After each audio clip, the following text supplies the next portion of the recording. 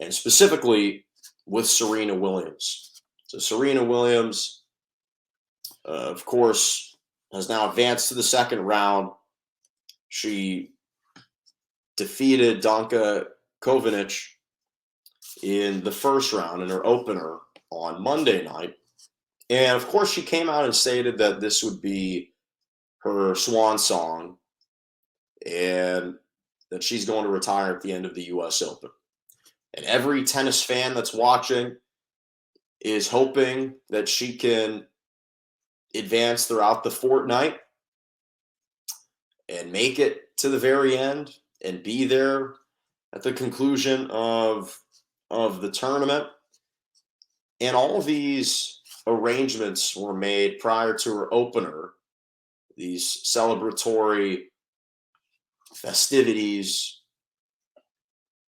these tributes to her in the event that she lost her opening round. Unfortunately, she treated us all to a victory. So the question is, how far can she actually go?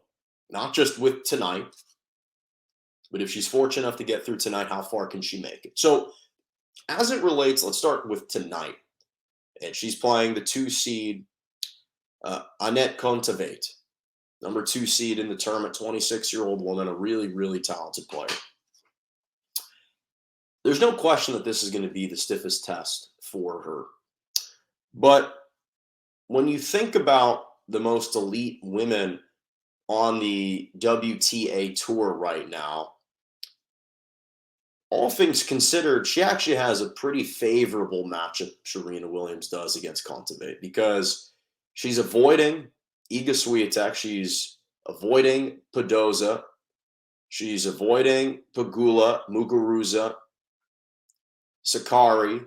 She's avoiding a lot of the big power play hitters. Jabeur, she's avoiding a lot of the well-known high power players on the women's side. They're just not on her draw right now. And for someone in Kontaveit who had received the number 2 seed, this isn't a great matchup for her. She has not been on her A game really over the last several months. So the fact that she had received the 2 seed to begin with was a bit of a shock to people, because the Western and Southern Open and the National Bank Open, the 2 lead-up tournaments to the U.S. Open, Kontaveit really hadn't been playing that well in those tournaments. And then you go back to the last couple of majors that she's participated in, and she hasn't advanced very far. She's lost in the second and the first rounds, respectively, of Wimbledon and the French Open. So she hasn't really been on her A game. She was dealing with COVID not too long ago. So all things considered, for Serena Williams to be going up against the number 2 seed, this is probably the best 2 seed that she could be going up with as far as a favorable draw. And this is the first time that these 2 players are facing against one another. It's the first matchup between Williams and Kontaveit. Couldn't have come at a better time for Serena Williams as far as the bright lights, the stage.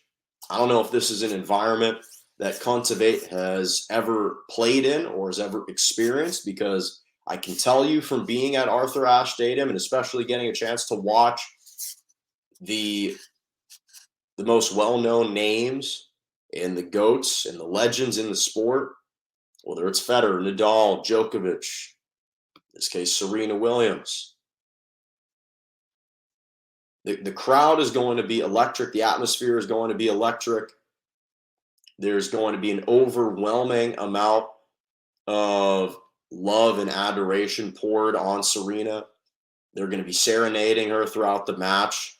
And it's going to at times feel a bit hostile for Kontaveit. Not that that's something that she isn't expecting, but until you're actually put in that situation, it's hard to prepare for it. It's hard to prepare for it. And I think just because this is the last dance for Serena Williams, I can see her channeling her competitiveness, her championship pedigree, and prevailing and pulling through. And I think that this is a matchup that she can win. The fact that she's starting to establish her powerful serve, that's the key for Serena Williams. That big serve sets her up. And she seems to be regaining that big serve, which is vital for her success. And then when you look at the rest of the tournament, assuming again, this will be a tall task, no question, but I think that she can prevail tonight. And after tonight, the third round, you're going up against an unranked player based on the draw. In the fourth round, you're going to face a quality player. It could be a Leylah Fernandez, ranked number 14. Still a very good player, but not inconceivable that she could win that, especially given the emotions of this being her final tournament.